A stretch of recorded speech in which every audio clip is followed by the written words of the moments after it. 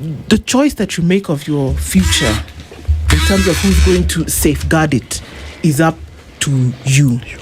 It's up to you. Now, there are things that happen that will furnish those choices. And one of those is what we'll be talking about right now.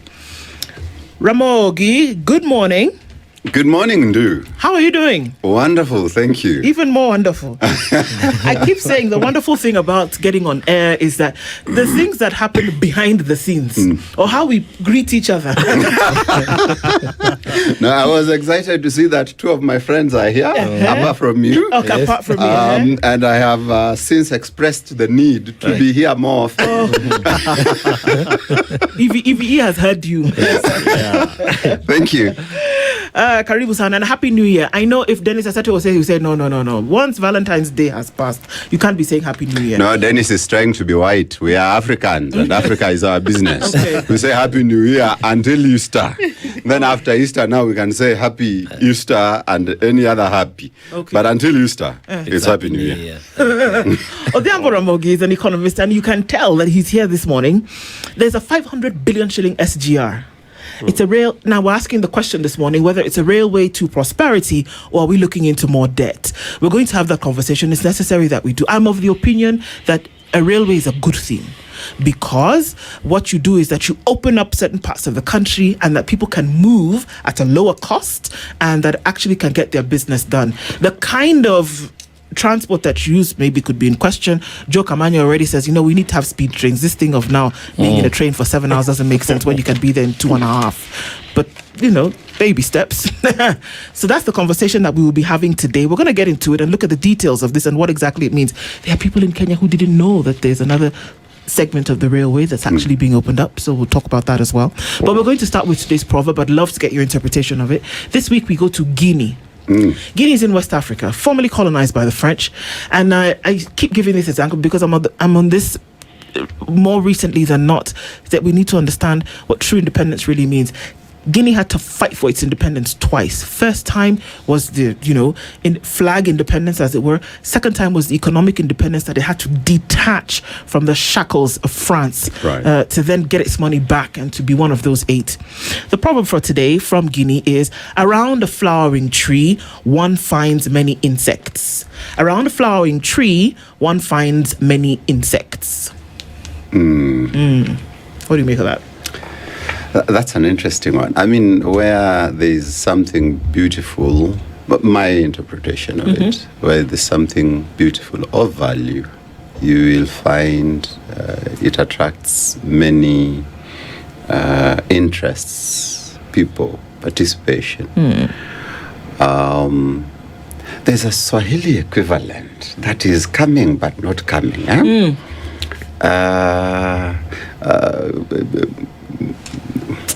Jungu kuu halikosi, mti mkubwa ukoko. Jungu kuu halikosi ukoko. Yes, but no, mti mkubwa, ndege wengi, something like that. It has gone, but you get there. It will come. But you get the gist, yeah. The gist of it, right. But you've mentioned something there that I wanted to comment on before I forget. That Guinea had to fight for their independence twice. First, the political independence, and second, the economic independence. Isn't that the story of almost every African nation? Right now, people are talking about the third liberation, because the first one was the political, the second one was the constitutional, and the third one now, the economic. And that's our story as well. Theirs is more pronounced because the French really invested in neo-colonialism. Right. Yeah, but it's our story, all of us. It's true. Don't think I'm going to let you get away from interpreting the proverb. A nice try, but Yeah. Yes. No, but I thought I had. Like where there's something you just, good. We'll all come around gather and try to partake of the something good. Okay. We'll let you get off of that. All right. So there's a railway. It's going to be open. It was launched by the idea was launched by the president on his recent tour to Nyanza just a couple of days ago. And so what we see is something that was promised before, but then now it's becoming a reality, whereby we will have a railway. So now essentially it's going to go all the way it's going to come from Mombasa. It's, right now stops in around Naivasha. Then now it's going to extend out to Kisumu. And that seems to be, that will be a reality.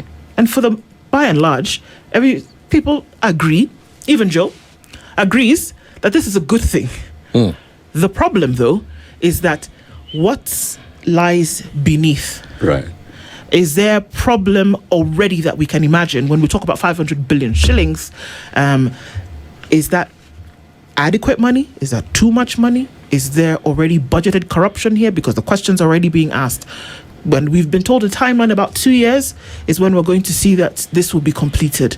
Should Kenyans be at the point, from an economic point of view, worried about this? Or do we say, this is great, it's infrastructure, it's development, it's opening up the country, let's go?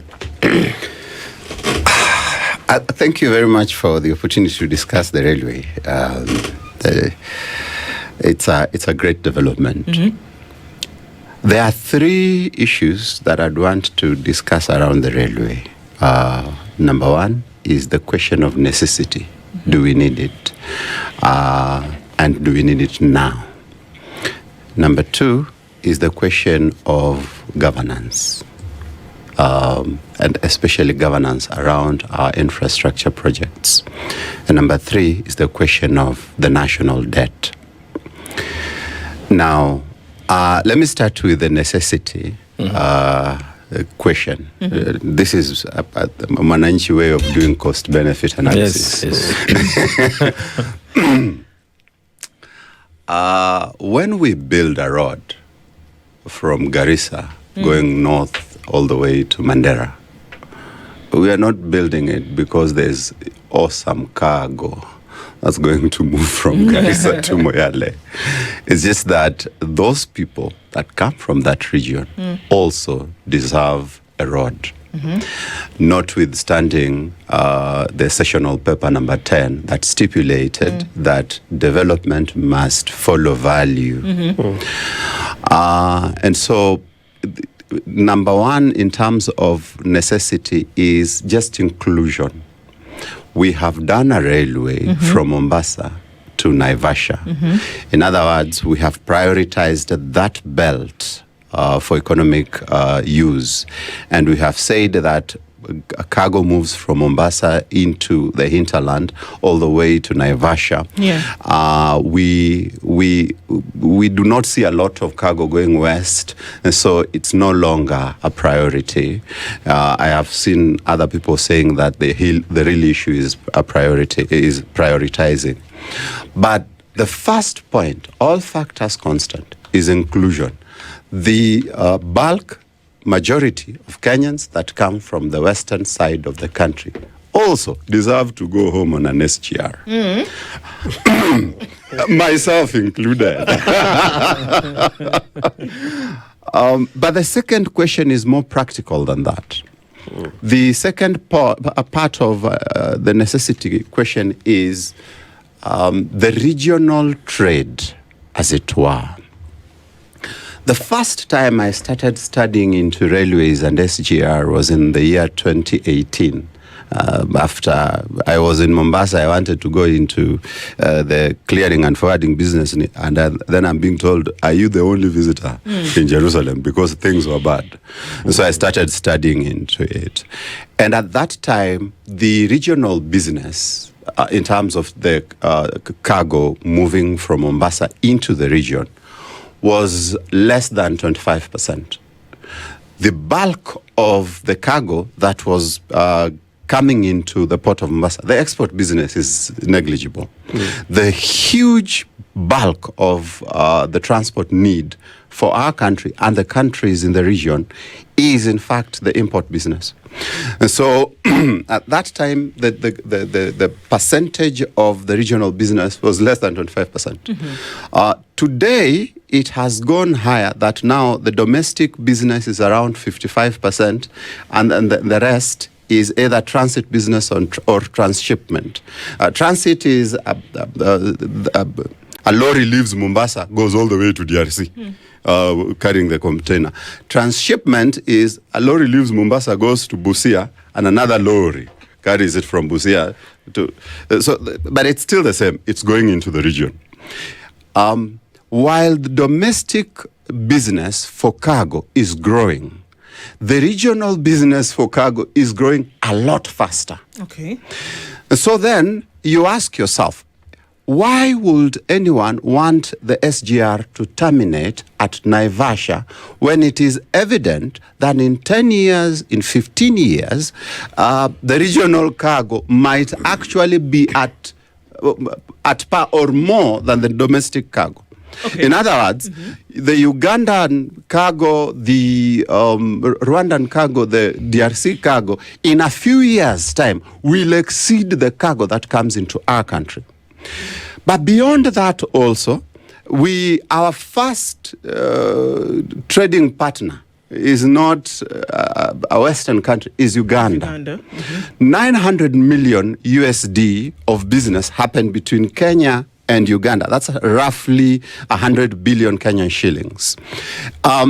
This is mostly goods, not necessarily services, goods. And so you find that these goods are going by vans, these goods are going by trailers. If we had an SGR that can facilitate that trade, won't it perhaps grow to a higher rate, perhaps to 1,500 billion or something? And so the question of necessity is not just inclusion. The question of necessity is also practical in terms of the current, that we are doing trade with Uganda, and we need to facilitate that trade with proper infrastructure. It is also in terms of the future, that the regional trade is growing a lot faster, and if we do not invest on it, we will be surprised. And let me finish the question of necessity with the strange happenings between Tanzania and Uganda.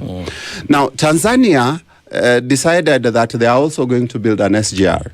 At that time, we were still unsure whether to build it to Busia or not. We were still thinking and dreaming about it. And they won the logistics war, the diplomacy with Uganda. Now Uganda is interconnecting with their SGR. Now, our biggest competitor, at least here, is Tanzania, because at least they've gotten it right in terms of building a nation out of the many people groups living there.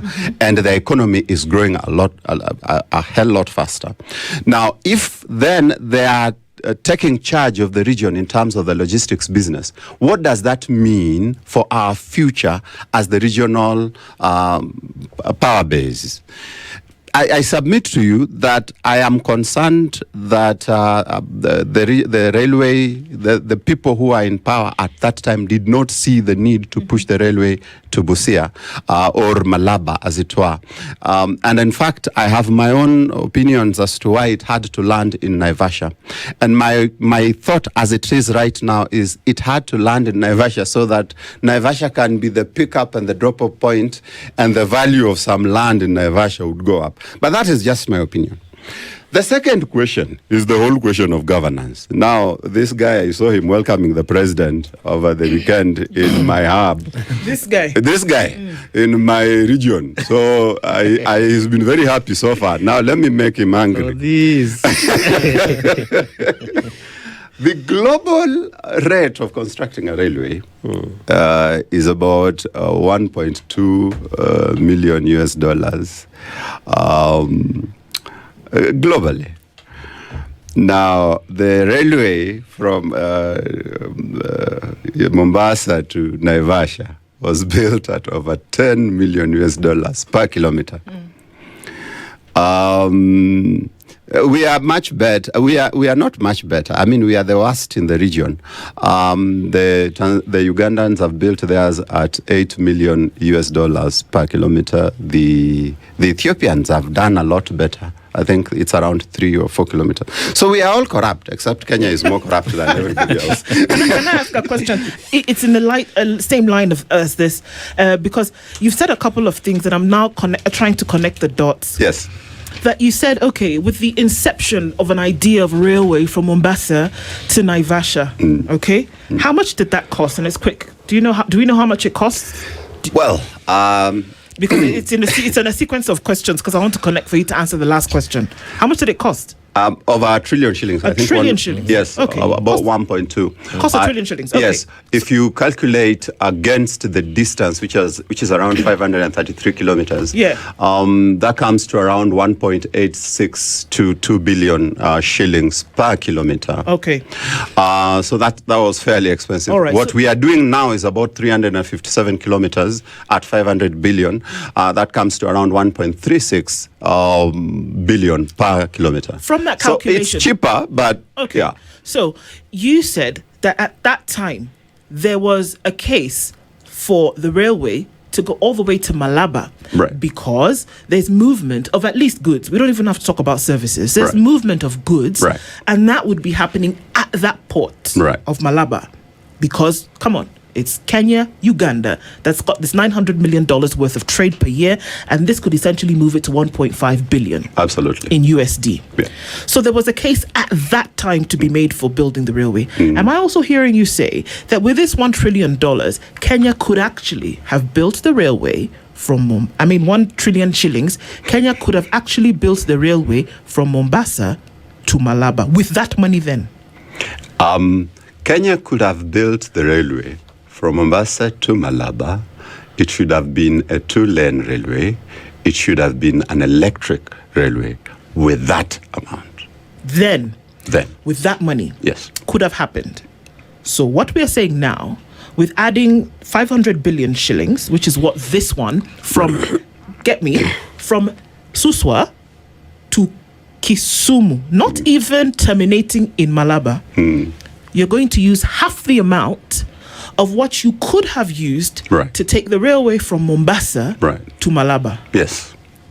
It's a waste of money. We can see it. Is there a waste of money, or is it inflated? Let me use a better, more intellectual word. Is it inflated? But you've taken up my submissions because that's exactly what I was going to. Okay. And so then, yes, without a doubt, the cost of construction of railways in this region is inflated. It's inflated in Ethiopia, it's inflated in Tanzania, it's inflated in Uganda, it's inflated locally. So then that raises the governance issues. Must it be inflated? The necessity issue, I think question we've answered, that yes, it is necessary, but at what cost? And so at that point, I think we need to have an honest conversation about the wastage in our country and the governance and the governance issues. But then again, that brings us now to the cost benefit analysis. As a citizen, I need the railway. But also, as a citizen, I need to tell the government, no, I am uncomfortable with the way you're managing my resources. And so I think we need to shift the conversation from, do we need it? Because I see a lot of that conversation. Shift that conversation to, we want you to build the railway, but we want you to build it at the global construction rates, which is 1.2 million per kilometer. So don't come and inflate it the way you want to. Let me finish with the debt question before the questions start coming my way. From the president's house. I'm no president. The debt question, we are going to spend roughly 500 billion. Now, our debt as of today, the one I'm aware of is debt stock is around 12 trillion. 500 billion will be less than 5%. It's 4 point something of the debt. But the benefit that I am looking at in terms of, say, the longevity of that railway, both transit business and our trade with Uganda, far outweigh the 500 billion, one. And two, if you compare it maybe with the the overall GDP. I mean, it's 2% of GDP. Our GDP grows at 5% per annum, which means in terms of value add, we will cover that value in less than a year. So the debt question that we have all of a sudden become very aware of as regards the construction of the railway is null and void. Because really, in terms of is it significant to the overall debt stock? It's less than 5%. And so no, that is not the question. The real question is on governance. Well, I am livid because, and I get very distraught when we start talking about figures. Figures that I know would be impactful nationally, to the extent that we can spur this economy very fast to our ideals. $500 million is enough money to build the Nairobi-Mombasa Expressway, 6-lane. It was 3.6 billion USD, right? But we want to put that in an SGR, which is highly inflated. Now, you say we spent a trillion plus for the existing SGR. In my opinion, we got a low-grade quality trains. I mean, we've gone to other places and you see how speed trains ought to, to function and how they operate. Now, here we pay premium price for low quality product and standard. The 1 trillion was supposed to give us an SGR to Uganda and the Nairobi Expressway, plus or minus a bit of that. And you can imagine how that would have spurred our economy. I agree on the necessity issue because connectivity is key. There is a new phenomenon, the new Silk Road by China. They want people to move and goods to move because that is the way to go. Now, here we are. We are being treated to the theatrics of the launch of the SGR and other projects. But my question goes to, is the bidding process competitive enough? Do we benchmark? As you say, they are like the standard operating procedures where these are the acceptable rates. If you want to do an SGR, if you want to do an expressway, if you want to expand an airport, these are the market rates you are to go for. Are we treated to, I don't know if you're privy to this, but are we treated to offers and competitive offers where we as a country can say, we can go with, why not go to Germany instead of China? Why not go to Hungary instead of Poland? Are we treated with such? Or is the choice made because, as you know, the kickbacks and the corruption, we know that is in existence. Yes. So, but how is that process managed from an economic point of view? Are we compliant in terms of bidding? Well, I really would not answer for the government. Right. Kevin might, but like really. You need to get the transport CS here, Yes. and ask him some of those questions. I'll be listening. But let me comment on the opportunity cost of the SGR vis-a-vis the alternative projects that you're saying in terms of the 6-lane road from Mombasa to Nairobi. Come on, Bwana. Pia wewe kwa serious. Like, we do not have a functional railway between us and Uganda. We are losing the regional diplomatic influence to Tanzania. And waiting any longer means that there is a lot that we might stand to lose. The reason Kenya Airways is boss in the region is simply because they started early in terms of winning the logistics battle.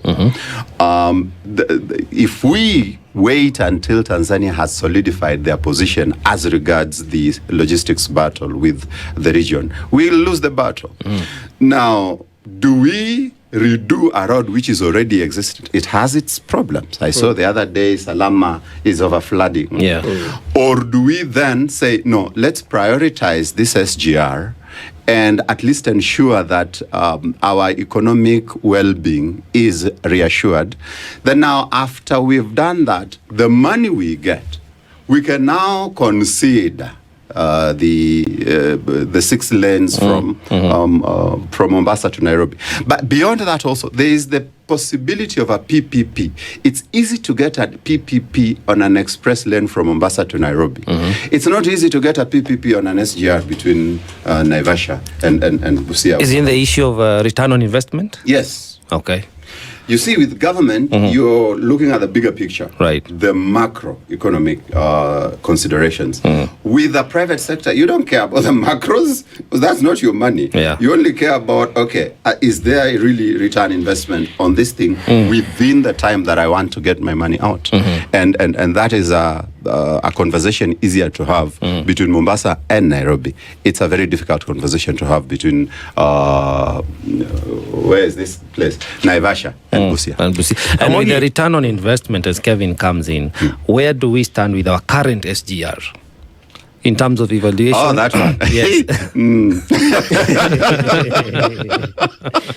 But let's have this happier conversation. Like the weather is very nice today, because it has not really broken even so far. Yeah. The bulk of the bulk of what was supposed to pay it. I mean, in terms of transport, the bigger business is cargo, and even when they forced guys to use the SGR by the take or pay order, it still wasn't breaking even. So Sembuse now, when now you have your liberty to use the truck or use the railway, so no, it's a difficult conversation to have, and that is especially the case because of the inflation of construction Of the costs. costing. Yeah. And I'm wondering, because you raised very fundamental issues on necessity, governance, and debt. And on governance issues, because one thing that continues to baffle us, and that is probably easier to juxtapose with debt, is this wastage, Right. the lack of accountability. And if you were to push it further and ask government to break down, what is this 500 billion for? Like, is it part of what compensation will be given to people? What is the track of the railway, etc.? But those are concerns that I'm sure, as time goes by, will be dealt with. I'm quite concerned about lessons learned on accountability. Is there anything that we have learned, both as a government and also as a people, particularly on holding government accountable? I remember even when SGR was happening, former President Uhuru Kenyatta told us. Document, in fact, he was referring to, some reporters on a live interview, and it was like, amuku wapea zile makaratasi? Access to information. How much information do citizens have around these mega programs, particularly if you are to bring in issues like NIF, the NIF, the National Infrastructure Fund, Right. concerns around the place of parliament, the control of budget, the Auditor General? Where are we not hitting the mark, Ramogi? That's a good question. Of course, the first conversation is transparency and access to information. The contract between Kenya and China around the SGR has not really been opened to date. A friend, Khalef Khalifa of Muhuri, went to court, I remember, in conjunction with TISA, and just requested, on the basis of Access to Information Act, for that contract.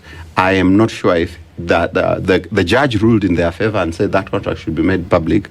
I'm not sure it has come public, because I had seen several letters being exchanged for that document to come public. It has not come public. And so that I don't think government has taken it to heart that we have a new constitution that demands that when the public asks for information, it needs to be accessed. We are still operating under the Official Secret Act, as was before the new constitution. So a secret is a secret, and you die with it. We do not. I'm not sure if there is a law, and maybe one day you guys can ask some of these lawyers that come to your show, that squarely puts the responsibility of accountability on someone. I know the public, the principal secretary is the accounting officer in a ministry, but I'm still waiting to hear that a principal secretary has been, for example, arrested and incarcerated because he failed to provide information, or there was wastage in his government, in his department. We've not seen that level of accountability on an office bearer. Yeah, we got close in NYS too, I think. But the cases are still ongoing rather. So we are still. Because if I know that this is squarely my responsibility, and you see, the problem of government is a huge juggernaut. So you're not sure whether it's Kenya Railways who should take responsibility or this guy or this guy. Yeah. If I know that this is squarely my responsibility and not the political responsibility of everybody else, then there's a level of responsibility that I hold on it, and that limits the amount of wastage. So here we are looking at a situation whereby you're talking about the government's first priority or job is to secure across board, and one of those is the economy. And this is obvious. I mean, it's a no-brainer to anybody who's listening to understand that, okay, with something like this, you can actually make, significant steps towards growing an economy with something like transport system in the railway, whereby you can move things from one place to another, by your own admission. However, is it counterproductive where you're using money that you don't have, number one, to do the thing? Because this 500 billion shillings is not sitting in a bank. It's not sitting somewhere in an account. It's going to be borrowed if it has not already been. Right. Is it counterproductive to use money that essentially is not going to make a return on investment for something that you're not even sure is going to work? And this is not speculation. You've talked about the fact that we had a railway that cost 1 trillion shilling and we've not made ROI yet. Kenya has not made ROI on a 1 trillion shilling investment. How many years ago now? Is it 9? 9 years now, almost 10 years? Right. That hasn't happened yet. But then it's almost like pie in the sky theory, where you imagine there's something great up there somewhere, but you can't land this thing just yet. Are the wrong decisions being made? Because that's the direction that we have to go into. It may be good, but is it right? Those are two totally different things. Is it good? It could be good, but is it right? From an economic perspective, let's use that as a caveat. Okay. From an economic perspective, No, you've challenged me, and I like that, because on one hand, yes, I believe that the SGR completing to Malaba will be productive and will give us ROI. In fact, I am sure that if then we connected it to Malaba or into Uganda, the transporters that are shy of clearing their cargo in Nairobi or in Naivasha ICD and have rather opted to take a truck from Mombasa to Kampala or Mombasa to DRC would be more comfortable then just putting their cargo on the SGR and picking it at the border. It helps because that means you don't have to get licensing for your trucks moving from Uganda into Kenya. You just need to ensure that you clear your goods in Kampala. And so that means that with the new project completed, we should see more traffic on the SGR. We should see it then start to make real money as opposed to where it is today.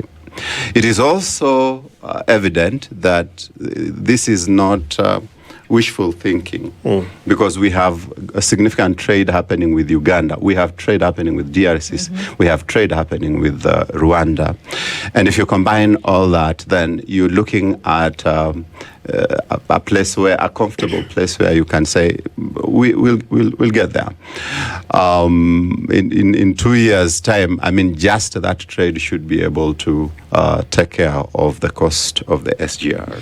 So the demand, Just allow me. Jacob, please. But then again, you've also raised the question of ROI and learning from history.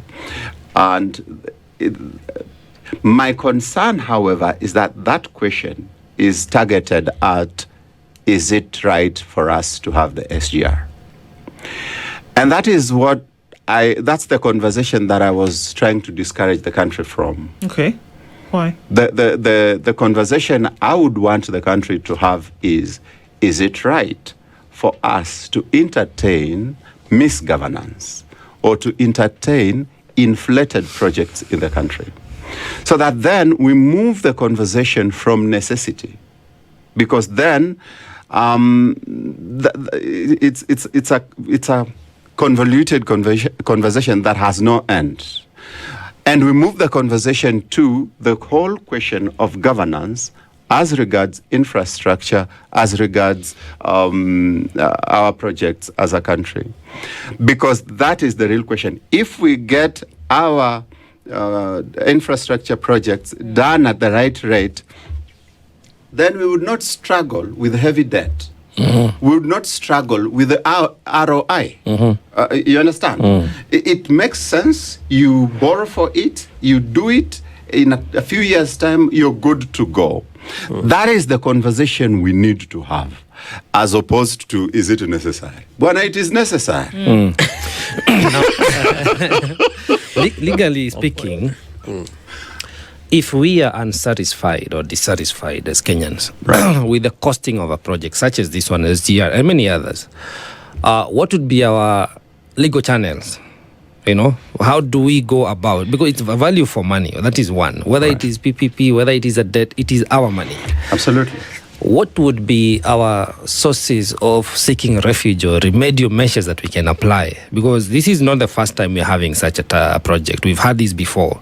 Kevin says very openly that the documents were not publicized, much as they're supposed to be public documents, you know. We don't have a proper audit of the project. So what positions can we assume in trying to make sure that we get the good project, as Ndu says, but in the right manner? Yeah. Well, you know, you've started that conversation with legal, and legal recourse. And legal recourse requires evidence. Evidence is now what he was discussing and I was discussing, that it's very difficult to hold the government accountable when you do not have documents.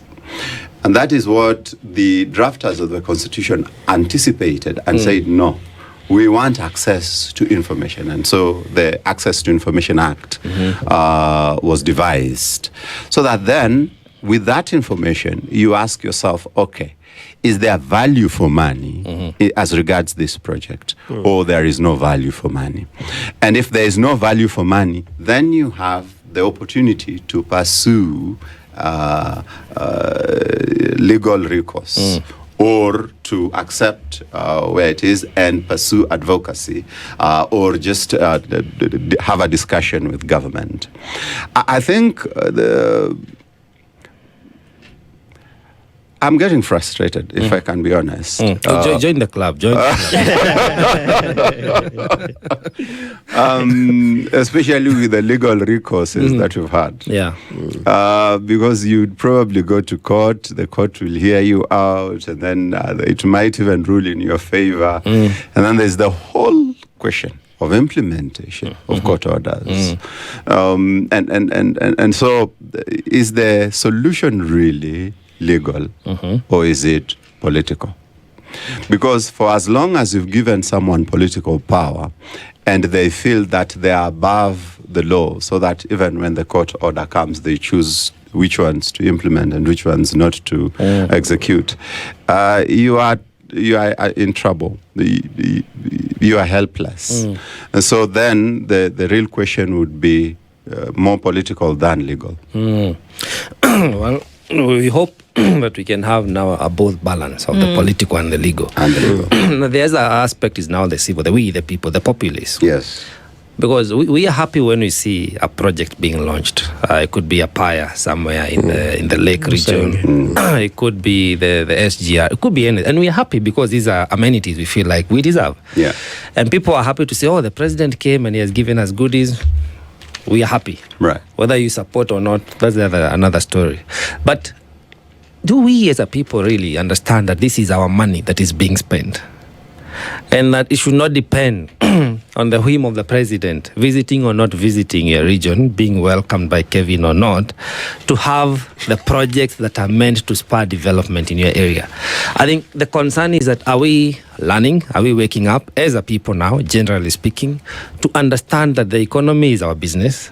The money being spent on any project by our number one employee, the president, is our money. Right. That we should get commensurate value, either now or progressively. And the value does not have to be purely economical, because even it's when connectivity breeds more values in different forms and manners. But are people waking up to the reality that this is our money? Even when it is borrowed, a debt is taxed in advance because we shall repay. Do you feel people are waking up to that reality? I think that conversation has been around. I wouldn't use the phrase waking up. Right. I think we are living up to it. It's a conversation we've had severally, and one of the successes of the 2022 elections was that the conversation moved from merely a political or the democratic conversations into an economic conversation, because the country realized the political class define your economic well-being or otherwise.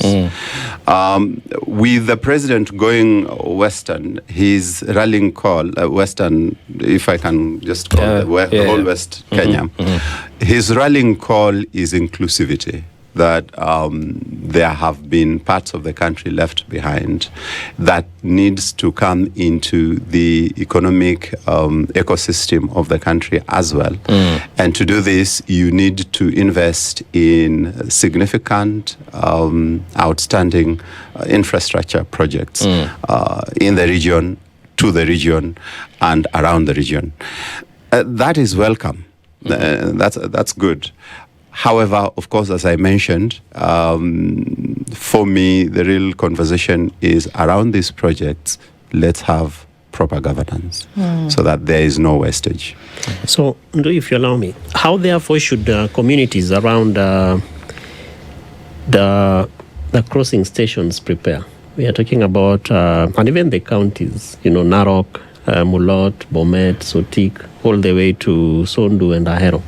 How should those communities prepare as the construction is going on and even after? One of the things I loved about the SGR, there are many things I didn't like. I didn't like the coaches. Oh my God, they were so uncomfortable.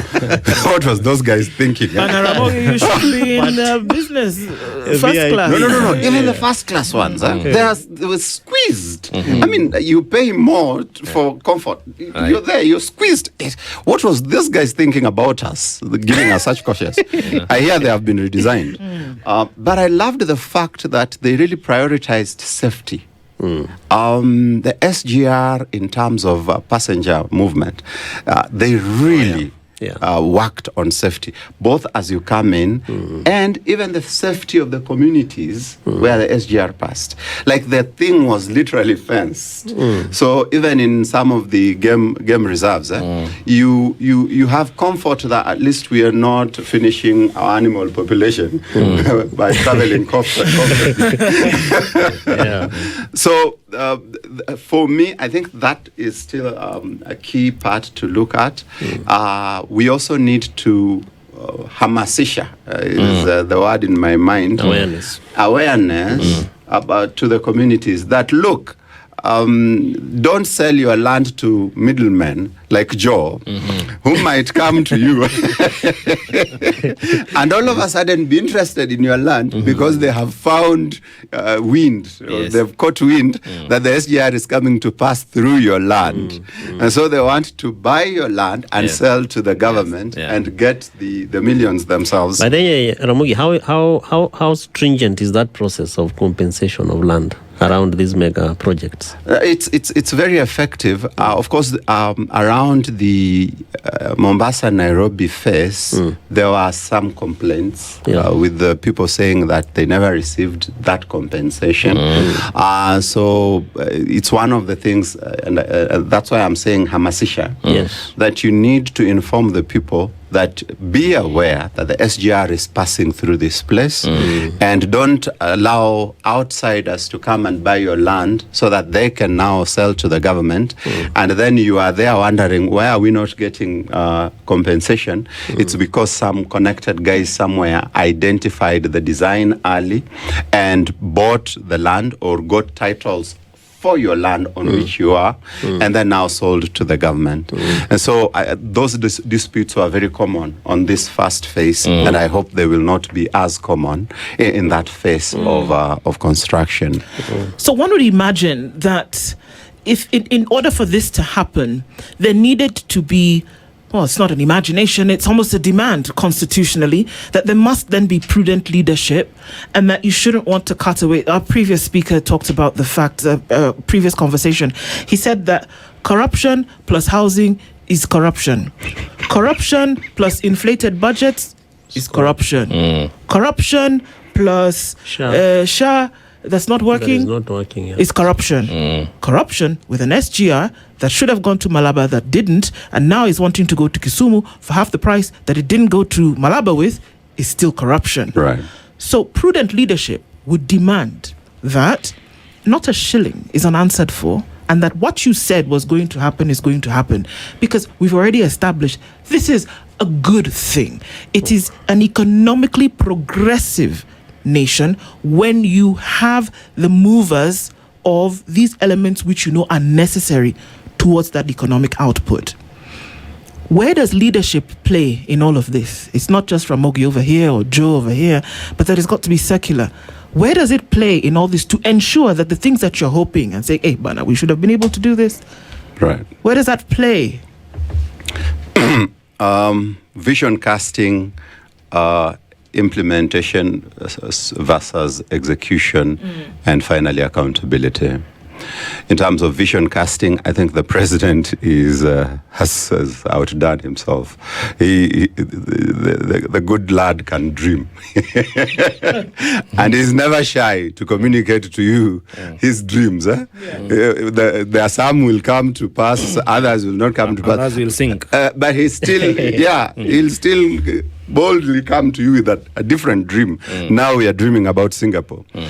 And so in terms of vision, I think the question that Kevin has asked me is relevant to every leader in every cadre in this country. How can we leverage on this project for our people? How can we leverage on this vision, the grander, the bigger vision? You can also cast a smaller vision for your region. Because you see, SGR reaching Kisumu, for example, means then that goods can move to Mombasa in 6 hours. Goods can move to Nairobi faster. The corruption that happens on the roads with policemen stopping you at every stop when you're trying to bring your goods to Nairobi could be a thing of the past. So then, if you appreciate that opportunity, you start casting a vision. Can we invest in agriculture? Can we produce ABCD for which we have competitive advantage in this area? And I think that's something that governors in that stretch of the SGR Phase 2C and D should consider and think about keenly. But and there is and I know it sounds obvious, but some people in some of our places, there is opportunities happening, but there is no leadership that would tell people, look, this thing is here. We can actually take advantage of it and do ABCD. EABL reopened in Kisumu. We've not seen a lot of planting of sorghum happening in Kisumu. The other day I was being told that they buy a lot of their sorghum from the region and not locally. There is a rice company in Siaya around my area. Siriwa. Yes, and we've not seen a lot of leadership pushing people towards investment, towards taking advantage of that. And so you'd think that this is very easy, ABCD, but it's not. Leaders needs to cast the vision and share that vision and tell the people, look, this thing is here. You can take advantage of it and move upwards in terms of your economic well-being. And finally, accountability. And when it is done, after you have executed, after you have done it, you need to come back to the people and say, this is what we set out to do. This was the cost, and this is what we've achieved. And that accountability, starting from the ground all the way up, will help us become a better country. I have not seen that. People just come and launch, and after they have launched, they come and open.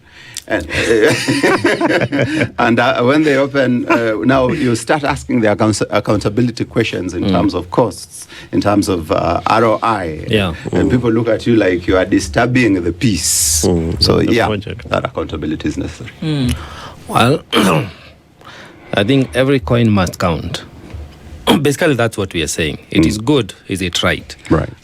What we have done, what are our lessons that we are picking, SGR phase 1. When you talk of now the connectivity, how do we web it to the county, like the industrial parks, This would have been a very better way of sparring all those counties where we are cutting across. Right. And, the one county, one product theory would have come into play, whereby now movement of goods and humans become very, fluid. Yeah. So I just hope that, I don't know the legal recourse that we have. I would want to see how that conversation goes, because it is in our right as a people, as Kenyans, to understand exactly what we're doing in our money. Right. But even as we welcome it, it's important for you to come and educate people on how these economics ought to work. Do we benchmark on the best practice? Are we getting the SGR, the version of, no pun intended, the Nokia 3310, when we should be getting a Samsung, S26 to date?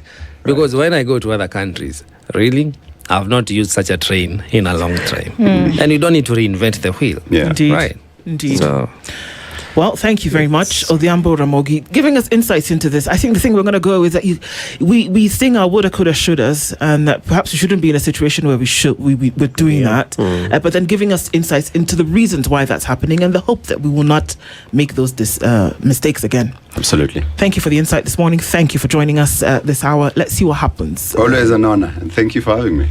Good morning. This is the Situation Room, the only way to start your day.